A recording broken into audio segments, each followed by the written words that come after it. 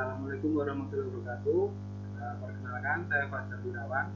Di sini saya akan menjelaskan secara singkat tentang pengaplikasian algoritma naive Bayes pada datasheet luas.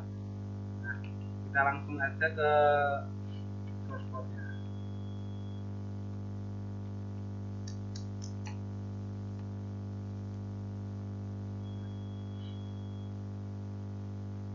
Ini untuk source code-nya sendiri.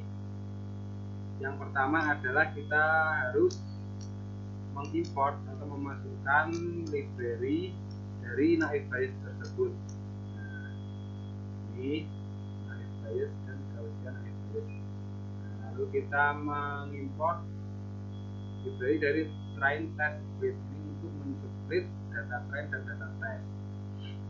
Nah, selanjutnya adalah untuk import akurasi skor. Akurasi skor ini nanti untuk menentukan akurasi dari algoritma naive Bayes tersebut. Nah, selanjutnya adalah kita menghubungkan dari Drive dengan Google Colab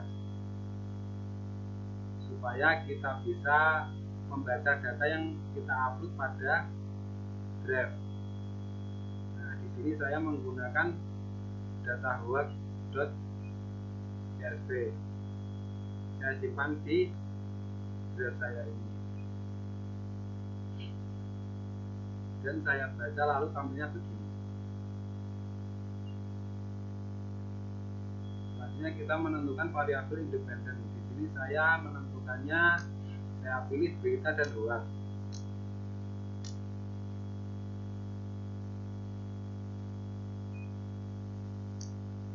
Lalu untuk yang variabel independen y-nya, saya memilih hoax. Nah, di sini kita menggunakan itu tadi, import train test script. Itu tadi fungsinya untuk mengimport atau kita mensplit dari data train dan data test. Di sini kita menggunakan 75 data train. Nah, ini untuk memproses model Gaussian dari naive Bayes tersebut.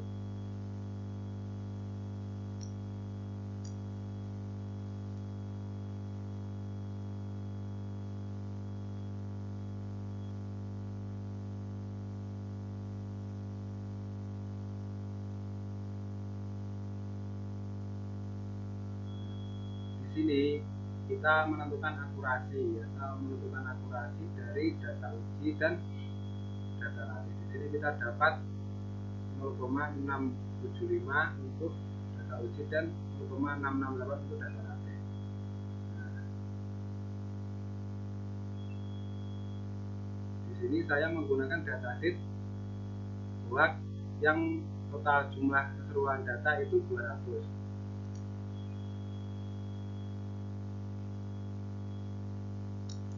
Selanjutnya saya itu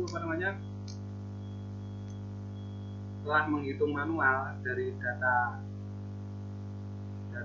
sampel. Saya mengambil 10 data sampel di sini dari data sheet tadi ini. Dari data sheet saya ini saya ambil dari baris pertama sampai baris ke 10.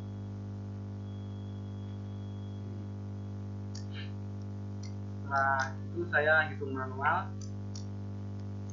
Saya memisahkan berita tidak hoax dan berita hoax pada tabel sampel saya ini tadi, dan didapat dua tabel, yang satu tabel tidak hoax dan yang satu tabel hoax. Untuk tabel tidak hoaxnya ini ada 6 baris, dan untuk tabel tidak hoaxnya ini berisi 4 baris. Setelah saya memfilter atau mengelompokkan dua tabel tadi, saya membuat tabel min. Tabel min itu saya dapat dari kedua tabel ini. Nah, setelah saya membuat tabel min, saya membuat tabel standar deviasi. Untuk standar deviasi sama, saya dapat dari tabel ini juga. Setelah itu saya membuat tabel probabilitas kelas. Di kelas ini ada kelas berita tidak hoax dan berita hoax, dan mempunyai nilai 0,6 dan 0,4. Kenapa kok bisa bernilai 0,6 dan 0,4? Soalnya untuk berita tidak hoax ini kan ada 6 nilai atau 6 baris. Nah, sedangkan untuk berita hoaxnya 4 baris, jadi 6 dibagi data keseluruhan atau 10. 6 dibagi 10 hasilnya adalah 0,6, dan untuk berita hoaxnya 4 dibagi 10 hasilnya 0,4. Nah, selanjutnya setelah saya membuat tabel probabilitas kelas, saya membuat tabel untuk menghitung nilai Gaussiannya seperti ini. Nah, untuk tabel ini yang atas sendiri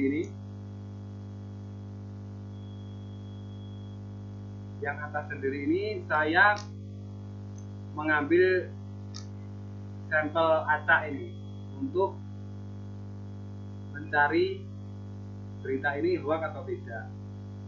Saya kosongi untuk nilai hoaxnya, dan ini nilai like, provokasi, komentar, dan emosi. Nah, setelah itu saya mencari nilai Gaussian di setiap atributnya. Gaussian dari berita tidak hoax dan Gaussian dari berita hoax dengan rumus yang sudah ditentukan. Nah, setelah itu kita dapati nilai untuk berita tidak hoax 1,6 dan berita hoax 1,7, sehingga kita cari untuk yang terbesar atau maksimal, dan kita dapat 1,7. Nah, 1,7 ini berada pada berita hoax, maka nilainya 1. Kita cocokkan pada datasheet yang sudah ada, atau ini nilai dari berita ini ke B0201. Kita cocokkan pada ini. Untuk data asli saya,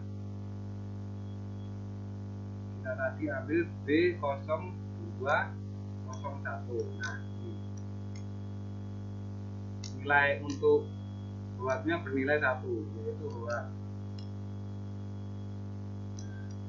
32568565. 32568565.